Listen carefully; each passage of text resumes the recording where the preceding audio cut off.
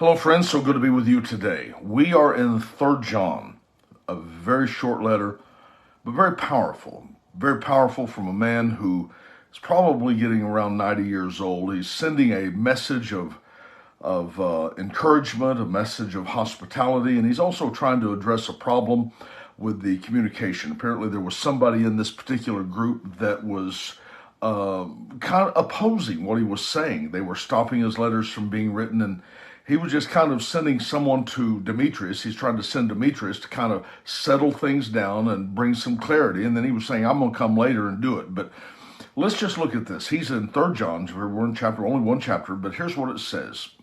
Verse 1, the elder to my dear friend Gaius, whom I love in the truth, if I could just stop there and just talk about the value of friendships, the importance of people that are beyond just a relationship with you, someone you know. I think that's something you have to invest yourself in. There will always be an opportunity for people to be a part of your life, but when you actually bring them into the inner circle, it's someone that you can be maybe more vulnerable with, someone transparent with, someone who is truly called a friend. That's a treasure. And John, he really considered Gaius in that very position. He was a friend of mine. And I just think it's a wonderful lesson for all of us to see the value of friends. As a matter of fact, can I just challenge you today? There are people maybe in your inner circle or outer circle that really need to be a part of your life. They need to be someone that covers you, that guards you. They give more than they take. What I said, there's 5 kinds of people. I think I said this before. 5 kinds of people: those that add, those that subtract, multiply, and divide. And or that's four kinds of people. But that's very true. There are people in your life who will add something to you. Then there are people who just you just feel empty whenever they leave. They came around, and when they left, you just feel worse. They subtract. Then there's people who multiply you. They come in and they make you feel like you can do more than you've ever done before. And then there are those who come in who divide. Some people just carry that. It's a spirit of division that is on them. And you need to know the relationships that you have. Who's speaking into your ear during times of change? And so Gaius was a dear friend of John. And he said, dear friend, he said, verse 2, he said, I pray that you may enjoy good health and that all may go well with you, even as your soul is getting along well. I love what the King James says. It said, dear friend, I wish above all things that you might prosper and be in health, even as your soul prospers. Now, of course, there's a little option there that you can look at where he talks about that. There in the King James, he says, I want you to prosper and be in health, even as your soul prospers. I think that is the horse before the cart. That's the way it should be done. I think as you get your soul, your mind, your will, your emotions, you get you as that prospers, then the things around you will begin to prosper. Your relationships, your businesses, your health, everything will respond to what's on the inside of you. Sometimes we try to change things by changing outside circumstances. That is not going to change anything. You're going to prosper as you prosper, as what's on the inside of you. If I want something on the outside to change, I have to start working on that's on the inside. Because even if things change on the outside, if what's on the inside is corrupt or if it's broken down, it won't be long until it affects everything on the outside, and that begins to collapse. So as a friendship, he spoke to him and he said, I wish above all things that you might prosper and be in health, even as your soul prospers. Then verse 3, he said, it gave me great joy when some believers came and testified about your faithfulness in the truth, telling me how you continue to walk in it. Now, when he's talking about when I walk in it, that speaks more of a lifestyle. It's not just a event that happened, a service that I had attended or something that I went and did as a New Year's resolution. This was something when he said you continue to walk in it. This has become your lifestyle and something that you carry yourself all the time. And he said, I have no greater joy than to hear that my children, the people that I love, my friends, are walking in the truth. Now, that's very important to him. Now, what he's going to do here, he's going to speak for a moment concerning hospitality. Now, this is important. I feel like you need to be extravagant in two areas. I don't think you need to be so extravagant in all the other areas, but there's two I think you need to be extravagant in. One is giving. You need to be extravagant in giving. And the other one is hospitality. You need to always be extravagant in hospitality. That's your attitude toward other people. That's what God wants. And he spoke here in verse 5. He said, dear friends, you're faithful in what you're doing for the brothers and sisters, even though they're strangers, people that are coming from the outside. Some of them have been sent on missionary trips, some of them, and you don't even know them. They're like strangers to you. But he said, they're brothers and they're sisters to us. He said, verse 6, he said, for they have told the church about your love.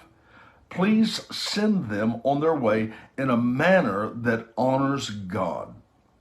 So it's very important, the hospitality that you treat other people toward, that you do this in such a way that I'm honoring God. Can I just throw this out there to you? There's going to be people that come into your life, and sometimes you're so tempted to just shut the door on it, or whatever. You know how you can respond to things that you're not familiar of. But he was really giving a commission here that whatever you do in relation to those other people, make sure you're honoring God with that. My communion with you, my fellowship with you, what I help you with, I want to honor God. I want God to know that I'm doing this with him in mind.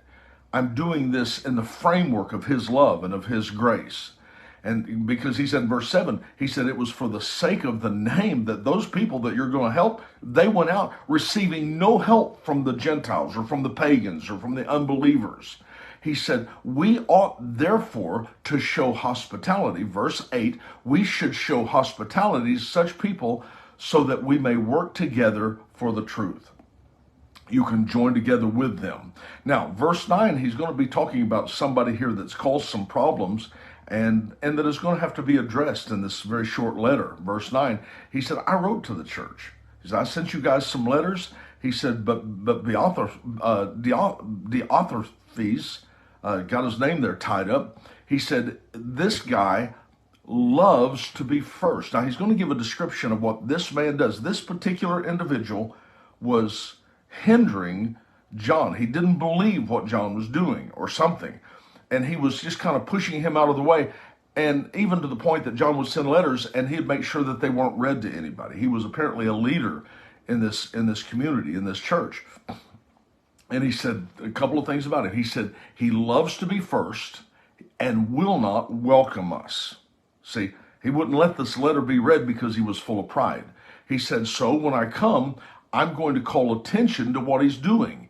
And then he tells what he's doing. He's spreading malicious nonsense about us. He was very malicious and active in his attack against John, just saying some things that just simply were not true and were not right. And he said he's not satisfied with that. He even refuses to welcome other believers. As believers come in, he shuts them out. I don't want anything to do with him. He also stops those who want to do that, and he puts them out of the church. So this particular leader, he is doing everything wrong, according to John.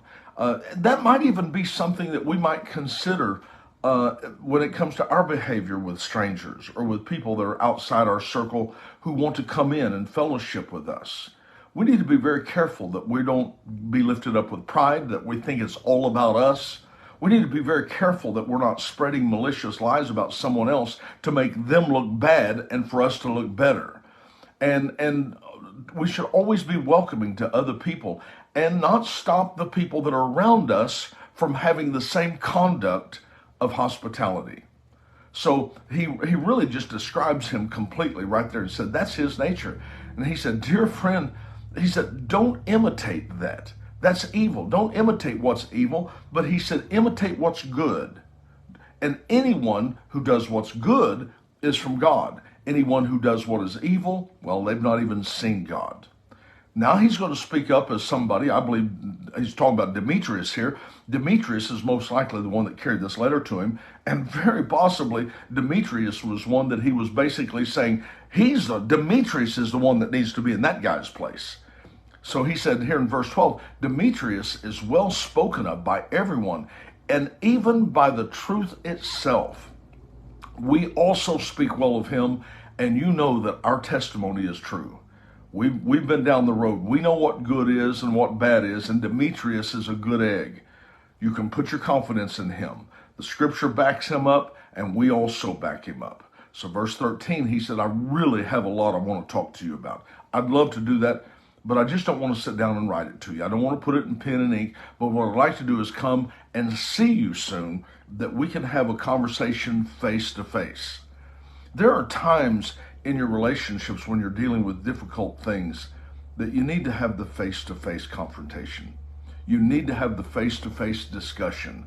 That will settle so many things. And John, he was just saying, I'd really love to come and see you soon, because I feel like we need to have a face-to-face conversation about these things. And then verse 15, he just ends it off by saying, peace to you. The friends here send their greetings. The people here that are my friends, they're your friends, they're your family. He said they send their greetings. And then he said, greet the friends there by name. Let them know, bring it home, bring it something personal. So this is just a quick little note from John here that we find in 3 John, where he's just dealing with a difficult situation, and he's talking about how we need to respond to strangers, those that are outside our church, those that come for help, and those within our church that are trying to serve. And so he kind of gives just an overview of it. I think it's something very good and something that you can apply to yourself and to your life. All right? Well, love you guys. Thank you so much for joining with me. I hope this simple little explanation of 3 John will be something that's applicable, something that you can apply to your life. And we're going to get into another book here next, and I just hope you'll join me with that. I want to say thank you for joining me. If you'd like more information, you can go to jerryedmond.com. That's EDMON, jerryedmond.com.